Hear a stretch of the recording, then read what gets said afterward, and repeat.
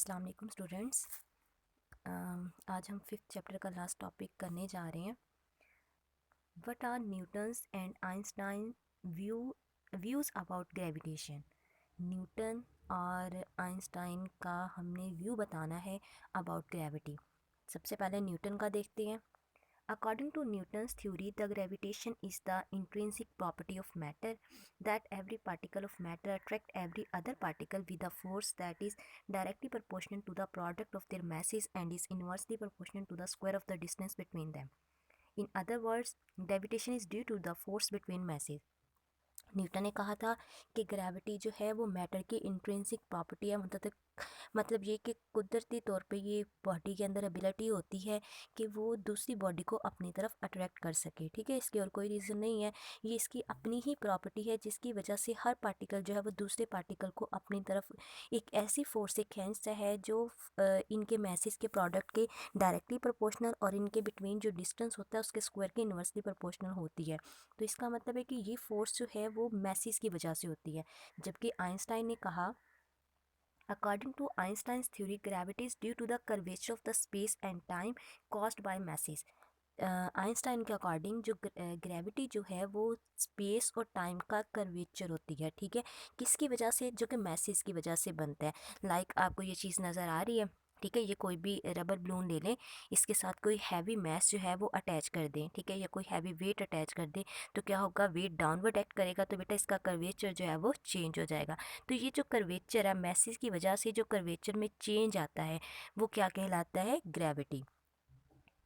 In Einstein theory, we don't speak force of gravity acting on our bodies, but we say that bodies and light rays move along geodesics equivalent to the straight lines in plane geometry. बेटा जब हम Einstein theory की बात करते हैं तो हम कहते हैं कि फोर्स ऑफ ग्रेविटी जो है वो बॉडीज़ पर एक्ट नहीं करती, बल्कि हम कहते हैं कि ये बॉडीज़ और जो लाइट रेज हैं वो एक ही लाइन में मूव करती हैं। ठीक है, बॉडीज़ और लाइट रेज जो हैं वो एक ही लाइन में मूव करती हैं। अब दोनों में डिफरेंस क्या है? Einstein theory gives a physical picture of how gravity work. Einstein हमें बताती है कि ग्रेविटी वर्क कैसे करती है, जबकि न्यूटन ने हमें जस्ट फॉर्मूला दिया था। Newton discover inverse square law of gravity but have give no explanation of why this should be so. ठीक है, उसने सिर्फ फॉर्मूला स्क्वायर इनवर्स लॉ का फॉर्मूला दिया, लेकिन हमें ये नहीं बताया कि ग्रेविटी एक्चुअली वर्क करती कैसे है। However, Einstein theory tells us the reason of it. लेकिन आइंस्टाइन ने हमें इसकी रीज़न भी बताई।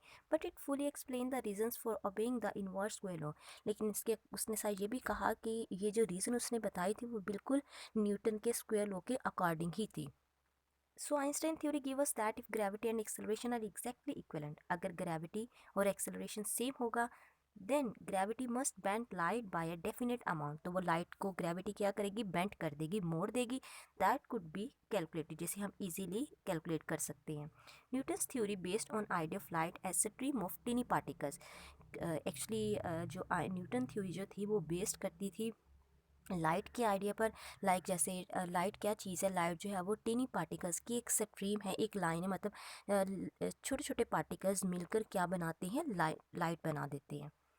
Also suggested that beam would be deflected by gravity. उसने ये भी कहा कि ग्रेविटी की वजह से लाइट जो है, बीम क्या है? एक लाइट है, लाइट जो है वो डिफ्लेक्ट हो सकती है। But in Einstein view theory, the deflection of light is twice as great as it is according to Newton's views. लेकिन आइंस्टाइन के अकॉर्डिंग ये जो लाइट की डिफ्लेक्शन जो है इस ट्वाइस मतलब डबल होगी एज, और बेहतर होगी अकॉर्डिंग टू न्यूटन्स व्यू।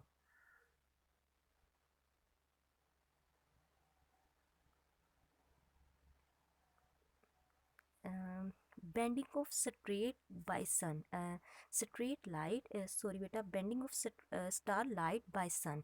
सन की वजह से स्टार लाइट जो, मतलब स्टार की जो लाइट होती है उसकी बेंडिंग कैसे होती है? When the bending of straight star light caused by the gravity of the sun, sun की ग्रेविटी की वजह से जो स्ट्रेट स्टार लाइट होती है उसकी जो है वो बेंडिंग हो जाती है। Was measured during a solar eclipse in 1909। तो उसको जब सूरज ग्रहण लगता है उसको जब 99 में सूरज ग्रहण लगा उससे इसको मेजर किया गया। It found too much Einstein's predictions rather than Newton. इससे ये पता चला कि जो आइंस्टाइन ने प्रिडिक्शन दी थी, ठीक है, आइंस्टाइन ने जो प्रिडिक्शन दी थी ये बिल्कुल उसके साथ मैच कर रही थी देन न्यूटन, मतलब न्यूटन की निस्बत आइंस्टाइन के का जो व्यू था वो ज़्यादा बेस्ट था.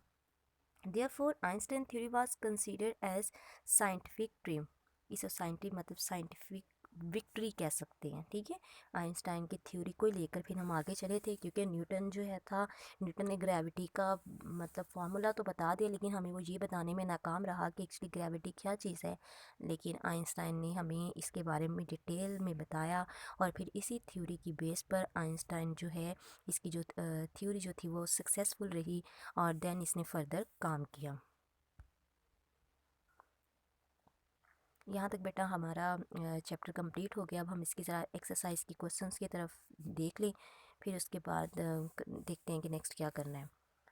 Explain the difference between tangential velocity and the angular velocity. If one of these is given for a wheel of known radius, how will you find the other?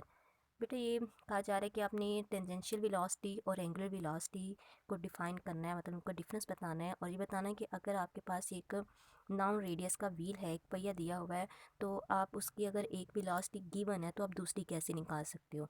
आपको पता है कि एंगुलर वेलोसिटी जो है वो axis of rotation के along होती है, जबकि टेंजेंशियल वेलोसिटी जो है वो अलोंग टेंजेंट होती है, ठीक है, साइकिल के टेंजेंट होती है. मैंने आपको बताया था सर्कल में किस तरह जो है टेंजेंशियल वेलोसिटी एक्ट करती है. अगर हमें एक वेलोसिटी दी हो और दूसरी हमने मालूम करनी है, तो उसके लिए फॉर्मूला यूज़ करेंगे v is equal to r omega. इसका यूनिट होता है radian per second, angular velocity का रेडियन पर सेकंड, और लीनियर वेलोसिटी या टेंजेंशियल वेलोसिटी का metre per second. Explain what is meant by centripetal force and why it must be furnished to an object if the object is to follow a circular path. Centripetal force क्या है और इसकी क्यों ज़रूरत पड़ती है जब बॉडी सर्कल में मूव करती है. The force which bend the normally straight path into circular path is called centripetal force. ऐसी फोर्स जो बॉडी को सर्कल में मूव करवाती है या बॉडी को सर्कुलर पाथ में बेंड कर देती है, वो सेंट्रीपिटल फोर्स कहलाती है. बेटा उसका फॉर्मूला होता है mv²/r. इसकी सिग्निफिकेंस क्या है, इसकी अहमियत क्या है. It is perpendicular to the tangential velocity. ये हमेशा टेंजेंशियल वेलोसिटी के परपेंडिकुलर होगी और डायरेक्टेड होगी towards the centre of the circle. और without centripetal force body will move along the tangent. अगर सेंटीमीटर फोर्स नहीं है तो बॉडी जो है वो टेंजेंट के अलोंग जो है वो मूव करेगी. मोमेंट ऑफ इनर्शिया, आपको पता है मोमेंट ऑफ इनर्शिया क्या है, ये मैस और परपेंडिकुलर डिस्टेंस के स्क्वायर का प्रोडक्ट है.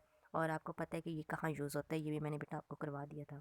What is meant by angular momentum. Angular momentum भी आपको पता है क्या चीज़ है, ये हमारे पास क्रॉस प्रोडक्ट होता है आर और पी का, लीनियर मोमेंटम और परपेंडिकुलर डिस्टेंस का. और explain the law of conservation of angular momentum. आपने इसका जो है law of conservation of angular momentum के अकॉर्डिंग भी इसको करना है. क्रॉस प्रोडक्ट खोला तो आर पी साइन थीटा आ गया. तो N is equal to M we R sine theta. जगह पी की वैल्यू आपने पुट कर दी. The total angular momentum of the system remain constant when no external torque act on a body. आपने पढ़ा था कि जब बॉडी पर कोई एक्सटर्नल टॉर्क एक्ट नहीं करता तो इसका जो मोमेंटम जो है वो कांस्टेंट रहता है. The total momentum is angular momentum is equal to L1 L2 L3 so on L omega is equal to constant. Show that the orbital angular momentum L naught is equal to M we r. आपने prove करना है कि L naught जो है वो m we r के equal है. एक सर्कल ले लेते हैं, उसका रेडियस आर है, और इस सर्कल के लॉन्ग जो है कोई पार्टिकल जो है वो मूव कर रहा है. तो momentum L P is equal to r cross p. Particle p का मोमेंटम हम दे रहे हैं. क्रॉस प्रोडक्ट खोला तो आर पी साइन थीटा आ जाएगा. उसके बाद आपने जो है पी की वैल्यू पुट कर दी एम वी. तो आपके पास M we R sine theta. आप चूँकि एंगल आर और वी के दरमियान एंगल 90 का बन रहा है, ये देखिए ये रेडियस और ये टेंजेंशियल वेलोसिटी, तो एंगल क्या बनेगा 90. तो साइन 91, तो एल नॉट किसके इक्वल आ जाएगा एम वी आर के. Describe what should be the minimum velocity for a satellite to orbit close to the earth around. अगर हम चाहते हैं कि सैटेलाइट जो है वो अर्थ के करीब ऑर्बिट में रिवॉल्व करे तो उसकी मिनिमम वेलोसिटी क्या होनी चाहिए. The minimum velocity needed to orbit satellite close to the earth is called critical velocity. हमें पता है ये क्रिटिकल वेलोसिटी है. कंसीडर करें कि एक सैटेलाइट है जिसका मैस m है, वो वेलोसिटी v के साथ एक ऐसे सर्कल में रिवॉल्व कर रहा है जिसका रेडियस क्या है कैपिटल R. तो ग्रेविटेशनल फोर्स जो है वो नेसेसरी सेंटीमीटर फोर्स प्रोवाइड करेगी. तो m g is equal to M v square over r. ठीक है, यहाँ से v निकाल लें.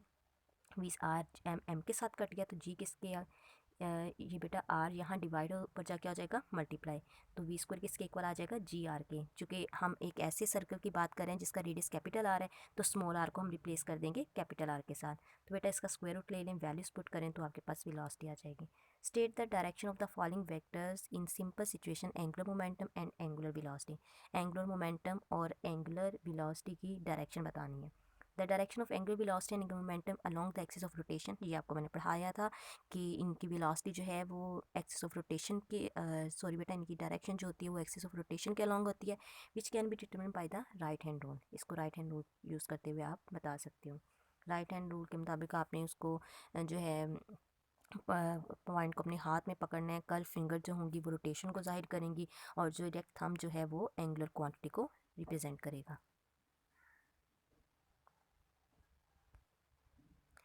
उसके बाद explain why an object orbiting the earth is said to be freely falling. हम क्यों कहते हैं कि कोई ऑब्जेक्ट जो है वो अर्थ के अलोंग ऑर्बिट में रिवॉल्व कर रहा है तो वो फ्रीली फॉलिंग है। Use your explanation two point out why objects appear weightless under certain circumstances. और आपने ये भी बताना है कि क्यों कुछ हालात मतलब एक सर्टेन हालात में हम कहते हैं कि बॉडी जो है वो वेटलेस है। When the object is thrown horizontally fast enough from a certain height, जब एक खास हाइट से ऑब्जेक्ट को हम हॉरिजॉन्टली भेजते हैं या फेंकते हैं, so that curvature of its path will match with the curvature of the earth. तो सैटेलाइट या ऑब्जेक्ट का कर्वेचर जो है वो अर्थ के कर्वेचर के साथ मैच करता है, तो फिर ऑब्जेक्ट क्या करता है, अर्थ के अराउंड इवॉल्व करना शुरू कर देता है। Now the motion of the object is under the constant acceleration due to gravity. अब ग्रेविटी की वजह से ये बॉडी की मोशन जो है वो कांस्टेंट होगी, so we can say that orbiting body is freely falling. ठीक है, बॉडी जो है वो फ्रीली फॉल कर रही है। A freely falling body moves only under the action of gravitational force।